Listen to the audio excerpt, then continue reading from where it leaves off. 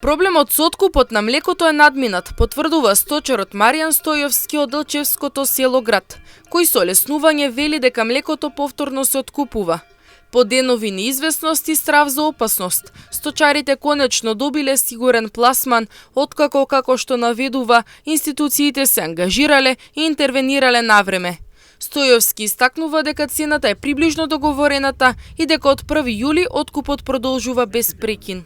Е надминат проблемот со млекото, ни се откупува млекото, благодарност на министерот и неговиот тим, како и директорот на ХВ за ангажираноста повторно да имаме сигурен пласман. Така треба државата да се грижи за нас, за своите луѓе, сточари, земјоделци.